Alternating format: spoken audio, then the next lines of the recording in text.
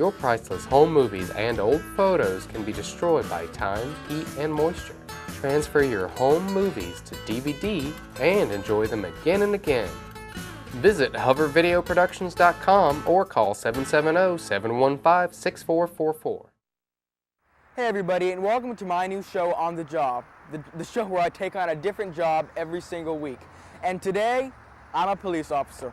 I'm going to be riding in a police car, I'm going to be going to a firing range where they shoot guns, and I might even get in trouble with the law. So stay tuned for all of that right here while I'm on the job. Right now I'm talking with the head honcho of the police department.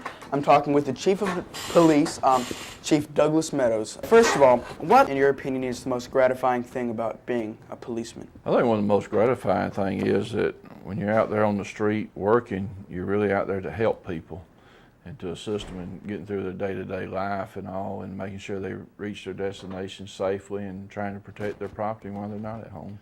What is your least favorite part about the job? Having to put someone in jail is not a favorite thing because you're taking away someone's freedom then. What are some qualifications young people need to have in order to be a policeman? Some of the qualifications they need, one, they have to be 21 years of age. You have to go through mandate school. You have to have a high school diploma or a GED equivalent, and this is for our department. On there, your state and federal agencies are different. Now, if you go to mandate school, and that's a required school for everyone who wants to be a police officer before they can actually take any type of enforcement action.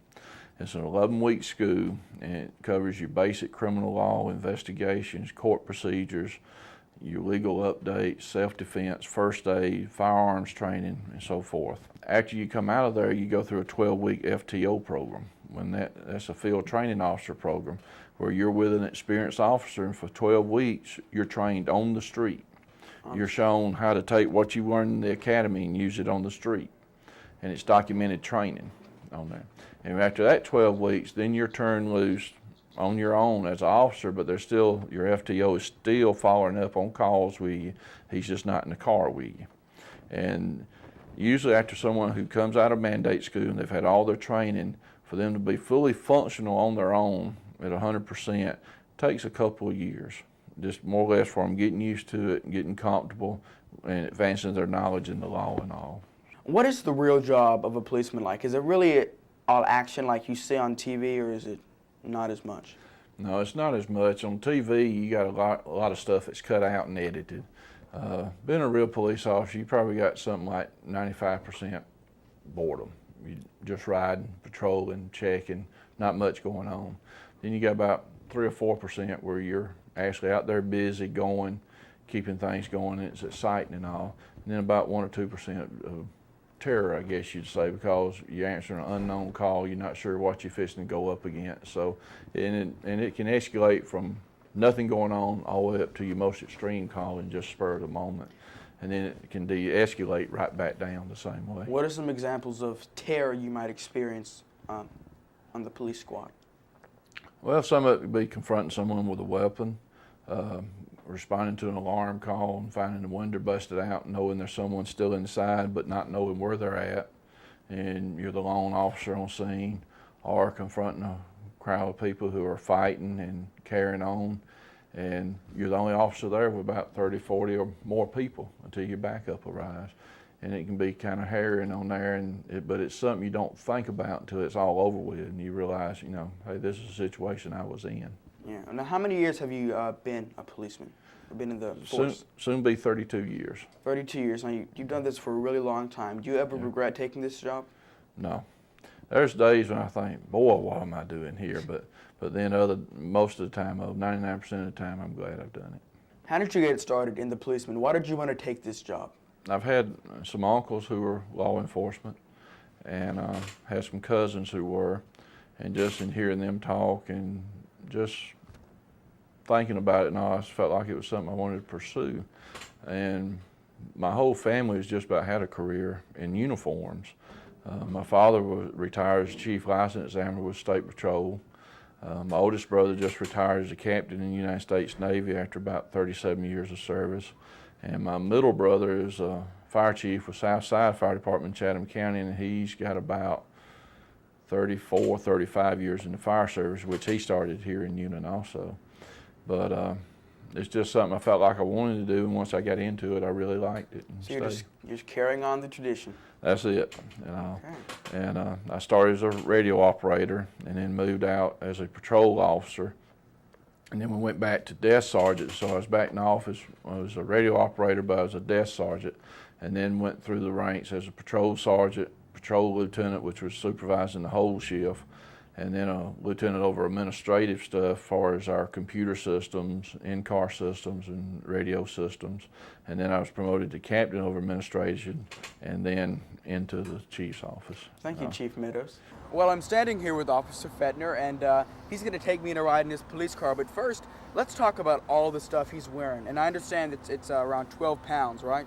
That's correct. It's about 12 pounds when we weighed it the other day at the doctor's office. 12 pounds, and I guess you do feel the weight when you're trying to run and stuff. But Yeah. okay, let's go through all your equipment. Okay, now, first thing, it's obviously a gun. Yeah, it's a Glock 21, 45 caliber. It's my duty weapon. I also have 2 magazines I carry here, along with the one that stays in the weapon. Here is the pepper spray. This is also called OC. We refer to it as OC whenever we need that. It works really great on dogs. Okay. It is. Everybody has to be sprayed with it in order to carry it. And mainly because the main reason for that is if you go out there and use it, or if your partners or fellow officers use it, you're going to get some of the effects of it. So you have to know how to function after having have gotten sprayed, or have some of it in your nose or in your eyes. Okay, so in order to carry it, you actually do have to be sprayed with it first. Okay, so this is just what covers up my keys, so they won't jangle and make noise. Here's a mic pack that I turn on, or turns on automatically whenever I get out on a traffic stop, or whenever I need to record something that's going on in my car. That's mainly for my protection, yes. For false accusations made by people and so forth. Okay. Also, here I have a flashlight. Flashlight, always important. Right, I always carry, and when I'm working day shift, I always carry a small light because you don't really need the large one. And it's good for if you're searching a car, or searching a room or a house or something. It has a pretty strong beam for daylight. Although it's small, it has a very, very strong beam. Nighttime, of course, you carry a bigger light, but this works fine for day. Also, let's see, I have the handcuffs. I carry 2 pair. 2 pairs. Yeah, because you're going to get out there with 1 pair and find out that that's not enough sometimes. So I always have an extra pair to back up. And also, I wear the suspenders. Not everybody does, but I've noticed that it is a whole lot more comfortable on the hips when I have something, to divide the weight around. So I think that's everything. Oh, and your badge, of course. The badge, yes. Always gotta wear the badge. It's a necessary part. It's of the uniform. That's right. You got everything you need, so when you go out there, you can feel protected, Yeah. right? And Exactly. bulletproof vest, of course. Bulletproof vest. that Yeah, on it's a ballistic vest.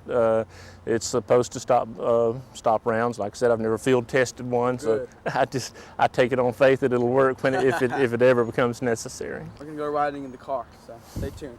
Each day before we begin our tour of duty, we do have to check out the car, and we have to make sure that everything works. So we turn on our flashing lights. I've already done that this morning, so I know everything is working.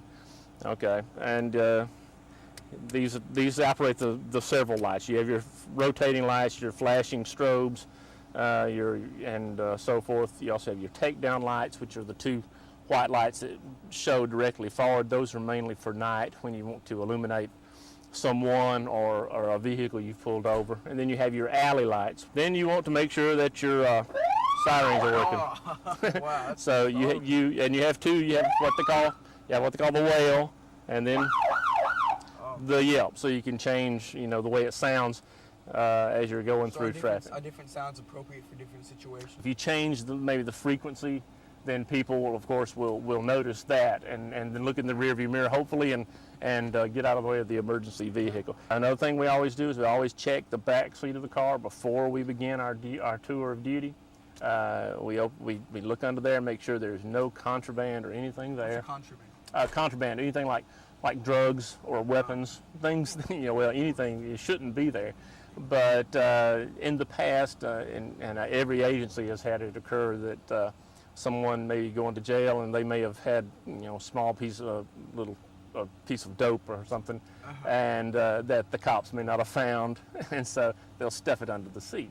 Well, how are you going to prove it's theirs? Well, you prove it because you check every day, and you check after you transport someone to the jail. And you always check your seat. Did check it a few minutes ago, but the camera wasn't rolling. Right. Important to do that.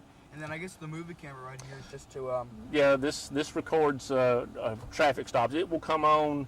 Usually, it'll come on whenever you turn on your lights. It'll automatically come on. It starts recording immediately. If you're in a car chase, it's going to be on the camera. If you pull a car over, what was said and done will be on tape. Okay, Officer Fenton, are you ready to go on patrol? Sure, let's go on patrol. Let's go.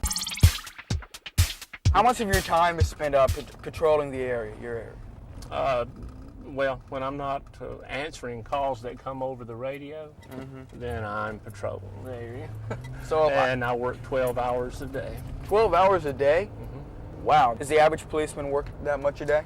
Most agencies that I'm familiar with do the 12 hours on and 12 hours off. Okay, right now, Officer Fettner is about to arrest me. Not because I did anything, it's just going to be a simulation to show what really happens to a person when, they get on the wrong side of the law. It's our policy to always handcuff people who are under arrest. There are no exceptions. The handcuffing, of course, is for our safety, and for the safety of the public, as well as the arrestee. We want to make sure that that he's safe as well. The first thing I would do is make sure you don't put your hands where they are now. They can't be in the pockets. Okay. I gotta put my hands up. Do I have to do that? No, you don't have to put your hands up. Well, but when we try to arrest someone, we want to do it safely, for our own safety, and we want to make sure that if they are up to something, or if they do have a weapon, because a lot of the people we deal with are bad people. Okay, we want to make sure that we have their hands where we can control them, and we're able to control them in case they decide to do something deadly or dangerous. Okay, I'm about to beat you up. You gotta handcuff me. Well, the first thing I would do is I would want compliance. I would ask you to keep your hands out of your pockets. If I determined that you needed to be arrested, and if, like, say, for instance, there's a car here, I would then say, I need you to put your hands against the car, like that, okay? So that I would do that, okay? And I put my hand here for just a little bit. One reason I do that is because if someone is going to run, or if someone is wanting to fight, a lot of times you can feel them tense up right in here, okay? Yeah, and a lot of times you don't, but a lot of times you do. Now, most people are right-handed, okay? And because they're right-handed, 90% of the people are right-handed. So you're going to go for the right hand first. That's what I try to do. And that's an advantage to me because I'm left-handed, which means I will use my strong arm against their strong arm, and that usually works. Of course, you don't know who's left-handed or right-handed, but you try to look for signs of such as that. What are some signs? Most left-handed people, of course, are going to wear a wristwatch on the right hand, not their left, things like that. That makes sense. Anyway, at this point, I would reach up here and I would grab this hand by the wrist, and I would bring your arm back here, behind your back like that, and then I would hold you like this. Okay. I got a good grip on that hand right there. Okay. The reason I'm holding you like this is because if you start to do something, then I can apply a pressure like an arm bar or anything like that. Or I can drive you to the ground if you start resisting too bad. Or whatever. Okay. So I have control of this arm. Then I can control you in case you get to be too rowdy with me. Okay. That's why we hold it like this. And like I said, you want to get a good grip on somebody. Then you grab your handcuffs like this. Okay. And as you see most officers do, they'll push it on just like that. Usually it'll click right on. Okay, that point, you want to keep some play in it, so you can turn the wrist good if you need to, but you also want to keep a good hold on the handcuffs. At this point, things are going good. Once I got a person here, this is usually pretty good. Then I just ask for the other hand. But I've had them buck up right at this point too. And they probably can't get away. And you try to get them so their palms are together because that's more comfortable. So you bring that other hand back and you keep a good grip on it. push it in like that. Okay, so I'm. Okay, now I'm what cuffed. you want to do, no, you're not done yet. Oh, okay. Now what you want to do is make sure that they're tight enough that a hand won't slip out. My hand might could slip out. And you also want to make sure that they're not too tight. Now the thing about it is, once I put you in my car, they're going to tighten up on you, unless of course I lock them down. That's which true. is what this is little key right here is for. If I put it right in here and punch that little button right there, I will have locked them. Then they won't tighten down on you. Oh, you okay. see. And then it won't damage your wrist. We always double lock our cuffs on our on the people we arrest, because we don't want them to get hurt. Okay.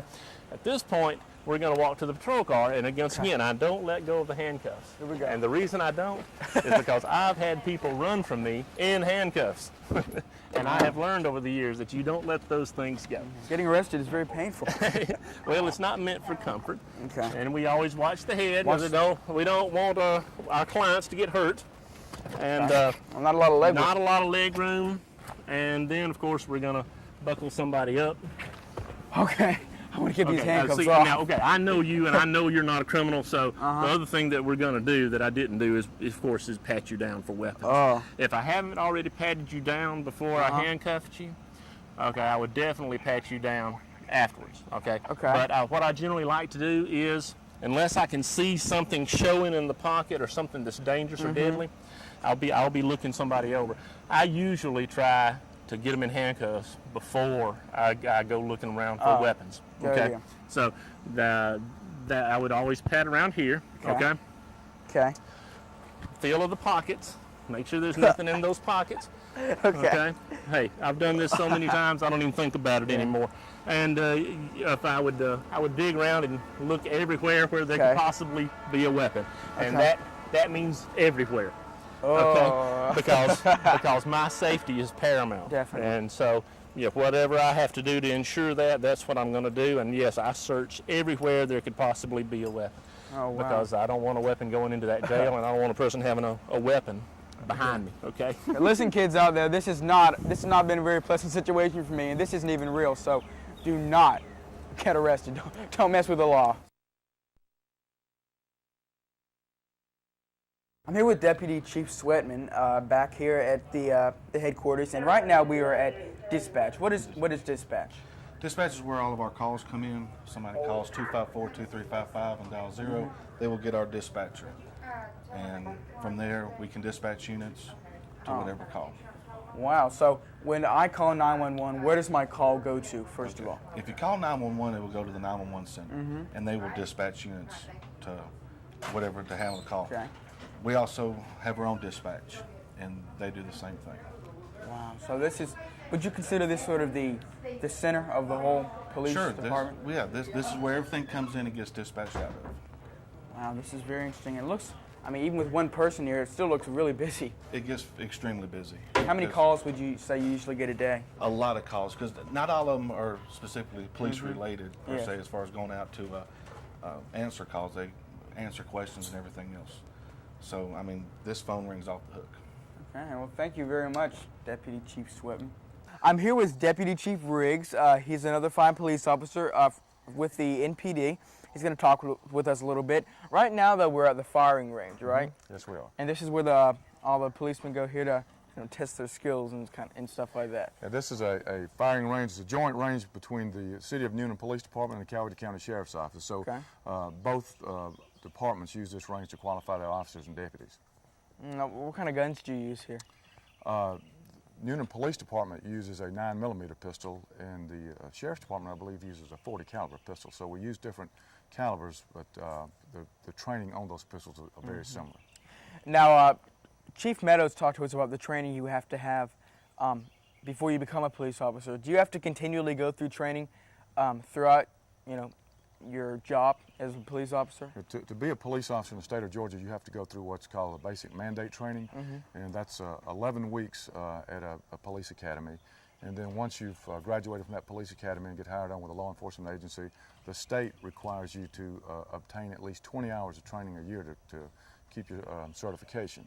Now, many departments require more than 20 hours a year, and our officers get more than 20 hours a year of training. And how does ranking work in the police department? What's the lowest, what's the highest? Well, most law enforcement agencies are like a paramilitary agency, and we have a rank structure with, for the Newnan Police Department, the Chief Meadows, is the highest ranking officer. And then directly below him are the deputy chiefs, Deputy Chief Sweatman and myself. And then we each have certain divisions within the police department. For example, I'm the deputy chief over the criminal investigation division, the detectives, over the traffic division, the bike patrol. I'm also over the courts and the school resource officers. So each of those units has a commander over them. The detectives has a lieutenant, the traffic has a sergeant that commands it, and the school resource officers has a sergeant that commands it.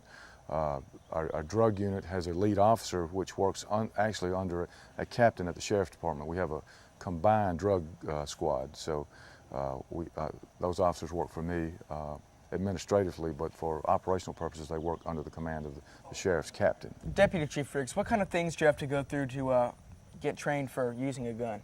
Well, of course, an officer during his basic mandate training has firearms training there, but then once an officer gets to the agency that he's going to work for, that agency also requires additional training with a firearm. And for the Newnan Police Department, we qualify several times a year, and we also have training other than qualification. It's training to work on officer skill on determining not so much how to shoot, but when to shoot. And so we'll be showing you some exercises today. First, some of the things that we go through to qualify. To qualify, an officer starts at the 25-yard line and shoots a series of rounds, and then he moves up to the 15 and 10, 7, and so forth. And he has to score a minimum score of 80 to qualify. Shooter, stand by.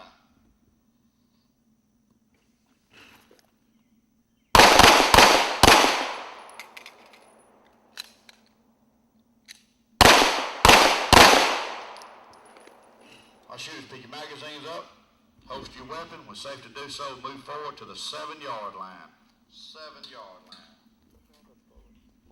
Shooters from the 7-yard line, you're going to have to rock and roll. You'll have only 2 seconds to draw and fire 2 rounds. Repeat, 2 seconds to draw and fire 2 rounds into your target. The line's clear. Shooter, stand by.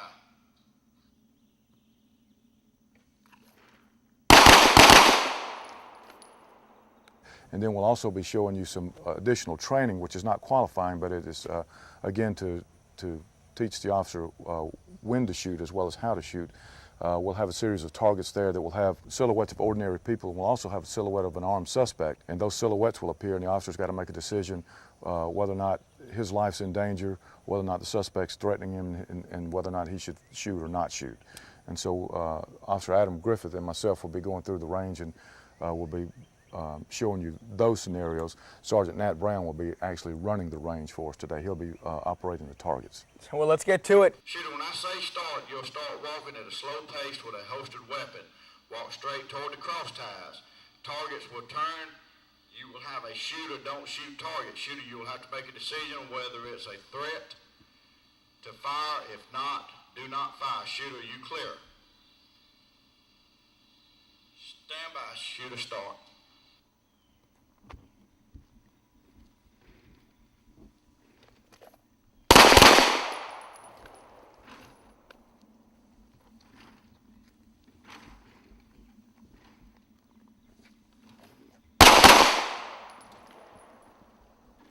I'm sitting here with Lieutenant Tate Washington, and he deals with something that is very interesting. It's very exciting in this field, and that's the technological part. And how'd you get lucky enough to play on computers all day, Lieutenant Washington? Well, actually, I don't play on computers all day, but what I do is this is called the Avid system. It's made by Avid. It's actually called Detective. And what it does is it takes video to a whole new level now. It's basically called forensic video. What we do is we can take video from any store inside the city or the county, and we can take that video and plug it into our system. Most of the systems that we see nowadays are digital, but we also have several of the VHS tapes still going. And they have multiplex systems, which means you have up to 16 cameras recording on one tape at one time. Wow. This system will take those cameras and it will actually demultiplex them so we can watch each individual camera at one time. So it makes it a lot easier to catch thefts or robberies or any types of crimes like that. Right. What we do with this is we use this system to pull out the suspect's information, and then we try to clean up the video. We don't enhance it. We don't do anything to the video at all. Once we record the video from the original tape, we take the tape out. Well, could you show us an example of your work, please? Sure. Now, it's kind of obvious you can't identify anybody right there. But with this system, what you're able to do is clean it up, and now you can see how bright it is. Oh. This is the same video. That's the same person, what you just saw. The first video I showed you where it was so dark, I never saw her over here. Oh. And I can now see her when she comes back across. You can also take these things and do video with them and freeze frame. Then you can go in and actually get video images. How'd you get the system? We actually got this system from a grant, a partial grant from Coweta Fayette Trust Fund, I believe it's called. They donated a good portion of it. The city put in some money for it, as well as Coweta County Sheriff's Department. Wow. So this is actually a joint effort between the city and the county. Well, you're very lucky to have this. It definitely makes catching, or witnessing a crime a lot easier. It does. Well, thank you so much for talking with us, Mr. Washington. Keep up the good work. Well, that's it, you guys. I've experienced what it's like to be a policeman, and I've learned a lot of things, and I hope you have too. If you wanted to be a policeman, hopefully maybe you still do, or maybe you learned that maybe this isn't the job for you. Anyway, thank you so much to the police department, to everybody who helped me make this show possible, and thanks to you for watching. I'm here with Deputy Chief Sweatman. He's another fine police officer at the... Let's take that again. I'm Deputy Chief Riggs. Sweatman. Doctor? No, we don't have any doctors. Yeah. Okay. I'm here with Deputy Chief Sweatman. He's another... Take 3. Yeah. Here, read that. Okay. Okay, I'm ready. He's going to be on the bloopers, right?